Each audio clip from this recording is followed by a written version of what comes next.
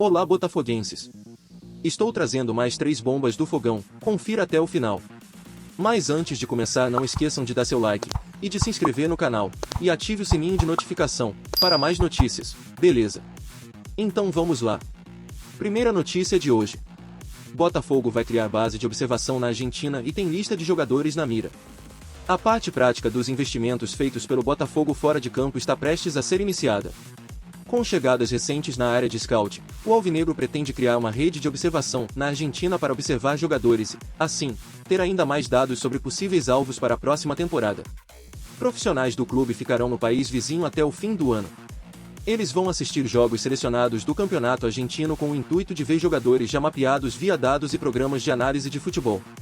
A intenção é ter uma certeza ainda maior se tal atleta pode prosseguir na busca de mercado do Glorioso. O Botafogo tem um total de 89 jogadores mapeados no futebol argentino. Todas as posições estão envolvidas, o que não quer dizer que o Alvinegro quer contratar atletas para todos os setores. Vale lembrar que o setor de mercado serve para analisar atletas que apareçam com destaque.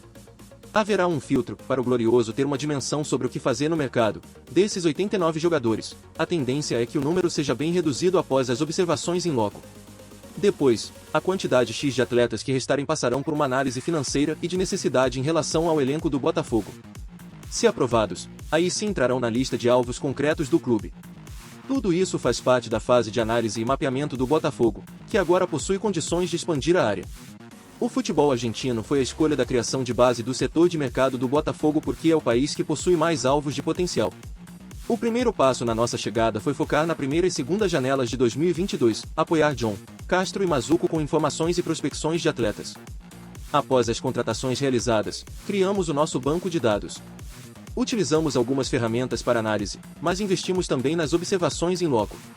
Nossos profissionais estão rodando o Rio, o país e a América com apuração em loco, que traz uma sensibilidade além das ferramentas.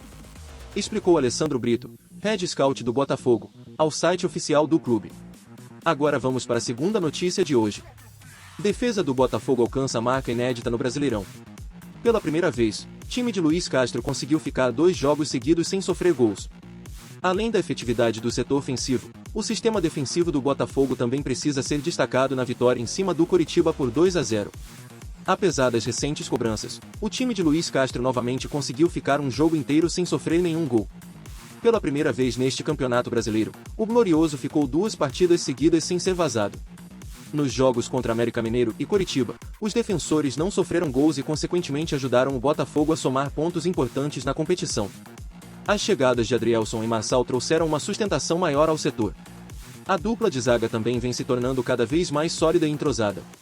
Nos últimos jogos, o Botafogo conseguiu obter a consistência defensiva que os alvinegros tanto esperam e cobram do time na temporada. Neste campeonato brasileiro, o Glorioso ficou apenas 7 jogos sem sofrer gol. No segundo turno, a defesa alvinegra levou apenas 6 tentos em 8 jogos. Além da melhora no sistema defensivo, o ataque alvinegro também vem crescendo de produção. Dos 7 jogos sem sofrer gols, 5 foram disputados no Newton Santos. A expectativa é que Luiz Castro consiga manter essa constância defensiva e somar pontos importantes nessa reta final de temporada. O Botafogo volta a campo na quarta-feira, dia 28/9, contra o Goiás, às 21h45, na Serrinha, em partida válida pelo Campeonato Brasileiro.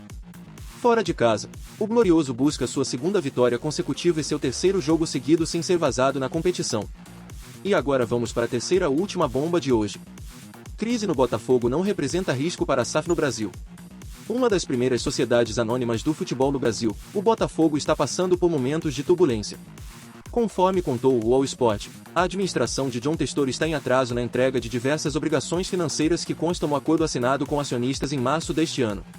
Apesar do exemplo negativo no Glorioso, especialistas não enxergam riscos para a SAF no país. Precisamos de um pouco de calma na análise. Se algum problema não é com a SAF, mas com a SAF do Botafogo. E é fundamental que seja cobrada da mesma forma que as associações são, porque no futebol a transparência é uma das chaves de sucesso, afirma o economista César Grafietti. Agora, é preciso também entender as condições de início da SAF, saber se a empresa tinha as estruturas montadas e operando de forma correta quando iniciou as atividades, ou se vem se estruturando no tempo. Mas, novamente, uma boa gestão de comunicação ajudaria a entender a situação, com o clube falando como instituição de maneira organizada, e não via redes sociais. Sem ter o cenário completo fica difícil avaliar, mas o que parece é que ainda há muito a estruturar, em todos os níveis. Talvez esteja faltando assessoria para lidar com a realidade do futebol brasileiro, avalia. O advogado Rafael Pandolfo, especialista em direito tributário, reforça que a transparência é fundamental não só para os acionistas como para os credores do Botafogo. É pressuposto para o regular funcionamento das SAFs.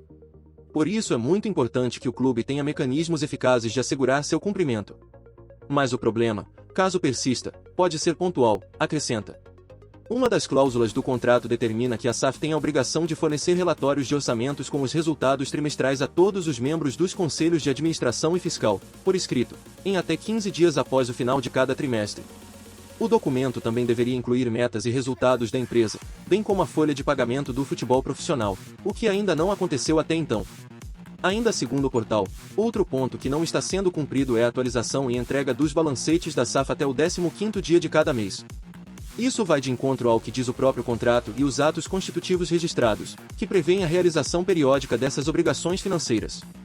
O grande problema da falta de apresentação dessas demonstrações financeiras é que o Conselho Fiscal da SAF acaba ficando incapaz de analisar os números e, consequentemente, o endividamento. A situação trouxe desdobramentos nos bastidores do clube há alguns dias. Em agosto, Fernando Pereira, um dos membros do Conselho Fiscal, renunciou ao cargo cobrando, internamente, mais transparência. No começo de setembro foi a vez de Jorge Braga, então CEO do Botafogo e um dos dirigentes a participar do processo de reestruturação financeira do clube, a deixar o cargo. O empresário ainda ajuizou uma ação, que corre em segredo de justiça em uma vara empresarial do Rio de Janeiro, contra a SAF. Saiu muito realizado e motivado pelo trabalho feito, desejando sucesso para o investidor John Testor, e também Tairo e Danilo. Para os desafios que estão por vir, carregarei comigo meus princípios e muito do que aprendi vivendo Botafogo. Nada e nem ninguém nunca será maior que o clube. Todo mundo quer ganhar, mas não a qualquer preço. Trabalho, coerência, ética, pragmatismo, honestidade, transparência e profissionalismo precisam ser pilares. Sempre, escreveu Braga em suas redes sociais. Com exclusividade ao Lei em Campo, a defesa de Jorge Braga, representada pelo advogado Rodrigo Cota, contou detalhes de como anda o caso. O Tribunal de Justiça concedeu uma liminar favorável ao Jorge porque restou comprovado que a SAF não cumpriu obrigações básicas, como o pagamento do que estava acordado com o CEO. Escolher qual obrigação cumprir e não honrar contratos é contra o projeto de profissionalização e coloca o advento da lei da SAF em risco. Concluiu ele. Agora me fala. Qual sua opinião sobre essas notícias? Deixe nos comentários. Não esqueçam de dar seu like, e de se inscrever no canal, e ative o sininho de notificação, para mais notícias, beleza? Até a próxima!